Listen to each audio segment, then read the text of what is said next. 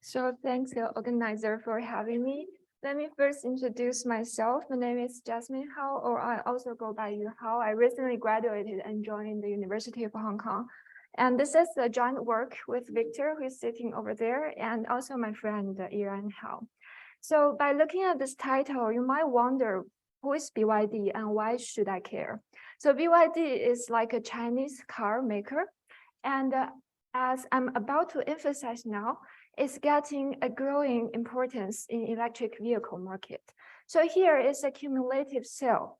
In the 10-year from 2010 to 2019, rank number 1, of course, you have Tesla, who started very early. And rank number 2 is BYD, who is just catching up with Tesla. Then in the following, you have BMW Group, BAIC, also a Chinese car making group. So it's actually a very large company in terms of EV production. And in the fact, part of the sales is because that starting year 2016, EV is accounting over the half of the total EV sales in the world. So that is why BYD is becoming more important in this EV industry. And as for BYD, this firm itself, it has many advantages. First of all, it has multiple production locations in China. It has multiple bases. And it has bases in Shenzhen, Beijing, Xi'an, which is the city we'll be focusing on, also Shanghai and Changsha. And in contrast to other EV producers, BYD has its own technology advancement. It is the only firm in the entire fleet of EV producers that has a vertically integrated business. So it has the power not only to design its product, but also being able to produce batteries and sell it to other firms. So that is one major technology advantage of BYD. And given this enlarging market, also the strong position in terms of technology of BYD, we might expect that its market share, if not growing, shall not fall too much. But this is not the thing that we see from the data. So here is what we plot based on our data. We have the aggregate sales in Xi'an city, and we see that starting the year of 2015, BYD was still accounting for over 70% of the market share. Yet its market share is declining, and in roughly the end of year 2020, its market share only accounted for like 10% of the new EV purchased in that city. So it's quite counterintuitive, and we wonder why. And in the meanwhile, there are a lot of things going on in the Chinese automobile market. First thing is that there is a national consumer subsidy used to incentivize consumer to purchase EV, and it's declining over the years. Starting 2013, you get a large compensation for even very crappy EV models. But now the compensation has declined to like a marginal amount of money. And the second thing is that there are a lot of what we call new forces, EV makers entering the market. We have like the Xiaopeng, who is a Tesla wannabe and producing EV sport car. We also have NIO, who is producing 7-seat MPV. So they might take part of the market share. And the incumbent firms are also producing EV models like BAIC Group and other incumbent Chinese gasoline firms. They are introducing their fighting brands in this EV market as well.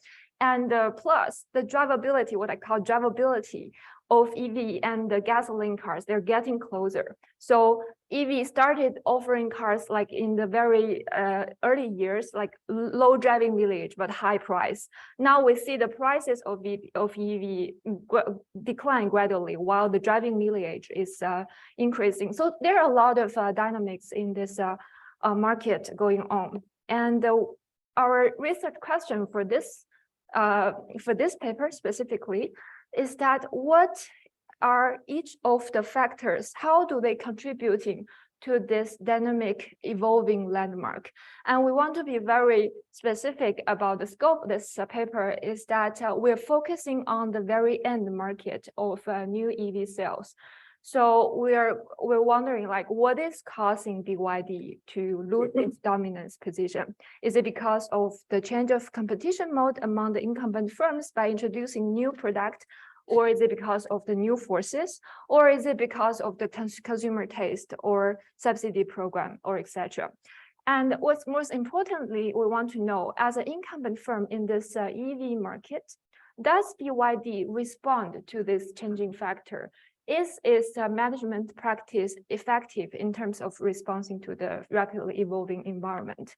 And as for what we do in this paper, so basically we collect the data and we estimate a demand model using the BLP type of estimation.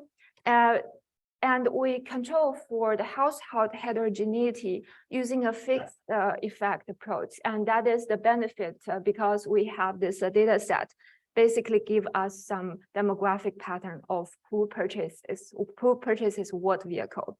And based on this demand estimation, we back out the firm's marginal production cost using the first order condition, assuming the mode of competition is that there are multi-product firms competing in a between Nash equilibrium while there are no collusion on the market. So we back out this marginal cost along the time. And given that, we develop this, what we call a counterfactual decomposition mechanism. That is, the intuition follows this way. So suppose like every exogenous market characteristic stopped evolving at certain given time, say January of 2016. And then if we recompute this equilibrium, the market share will basically be a flat line. And then we introduce one additional factor. We recompute the price and the market share equilibrium. Then there's going to be a different path of pricing and market share. So we introduce them one by one, and we compare the difference between each two consecutive equilibrium paths.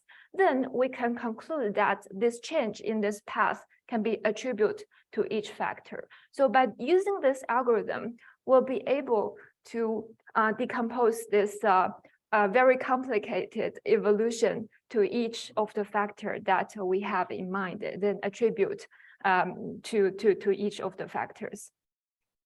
As for the contribution of this paper, so empirically speaking, we explain what is causing the rapidly evolution of this evolving industry, and we explain why BYD lose its dominant position in this seemingly enlarging industry. And we also developed this counterfactual decomposition where we can give like a numerical value of each of the contributing factor.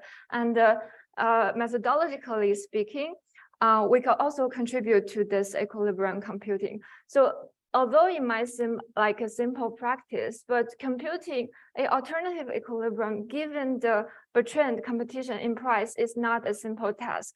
It's notoriously known for its multiplicity of equilibrium, also the non-concavity of the best response function. So basically, we show in our paper, which is an extension to the recent Garrido's paper, that when you have heterogeneous household, with a finite number of heterogeneous household, the equilibrium can be, the multiple equilibrium can be represented with a lattice structure. And in terms of computing equilibrium, we always choose the equilibrium of the same kind along the path. And this ensures that we at least can get the existence of this equilibrium in the path and be able to carry out this practice. Okay, so back to this decomposition algorithm. So we denote that as a set of exogenous variables, where that is of the following. So there is this product set available. Some of them are new, some of them are old. And there's this product characteristic, basically the displacement, fuel efficiency of gas cars, and also driving mileage of the electric vehicles. And we have this design, the consumer preference shocks estimated, also omega, the marginal cost shocks estimated. And there's this weight of different consumer types. As you may imagine, there are a growing number of people who have already owned a car, and the weight will evolve over the time. And also the subsidy. So we denote the baseline scenario as that the factor does not evolve anymore given a fixed date. Then we decompose the difference of the factual scenario in between the baseline scenario as a sequence of different events. By each two different events, we add an additional factor and allow it to evolve over time. And we compute for each of this paths. We recompute the market share and price for each of this path, and we compare the difference among these two scenarios. And here is some estimated parameters from the demand and marginal cost parameter. Basically, we have all of our demand parameters for the log price to be negative, and some of the groups are more sensitive to price, like younger male are more sensitive to price compared to elder and other age groups females. So, and the decomposition order we pin down is that, first of all, we're going to allow the incumbent firm to introduce new product. Basically, this product introduced are going to be replicates of their old product. Then we allow the factor, like the characteristic of the product to evolve. Then we account for the new entrant of this market, also the marginal cost shocks and the consumer preference shocks. And then we introduce the government subsidy. And finally, we allow the weight of different consumers to evolve. And we compute this equilibrium path of this market share. The upper left corner is the BYD's market share. The first one is the green one. It's flat across the whole several years. And then it decreases if we to this red line if we allow this incumbent product proliferation. Then it raises a little bit to this orange, sorry, a lot to this orange line if we allow the product characteristic to evolve. Sorry, this color code is not very obvious to see. And then it decreases again to this purple line if we allow this like a new entrant to enter this firm. And the consumer preference, a marginal cost shock is going to be also decreasing for BYD, and consumer taste is kind of mixed. So starting year 2019, the consumer suddenly had a taste for BYD, and which coincide with the nationalism suddenly start, like people suddenly start to love our own brands. So to sum up, for this story, like what is causing the BYD to lose its market share? It was majorly because of the incumbent introducing like competing brands and the new entrant, like the new forces coming into the market. And the quality adjustment is going to be BYD is adjusting to like be more cost efficient. And the story is that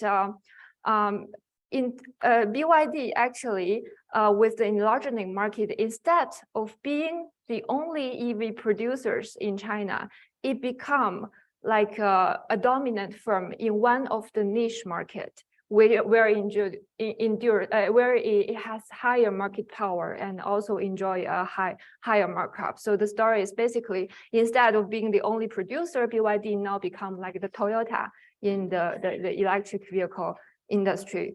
And to answer our question, yes, BYD does adapt its strategy in response to the new entrant by readjusting its market positioning. And what is next? As I mentioned, this is like a very exciting industry. There are many interesting topics that we wish to study. So there will be this BYD perhaps is endogenously adjusting its product quality in response to the policy. And also it will be interesting to learn about how the vertical integration affect the BYD and its mode of competition with other firms. So to conclude, I want to show a picture of my BYD in contrast to my neighbor's Mercedes-Benz. So here in the front, you have my BYD. And thank you.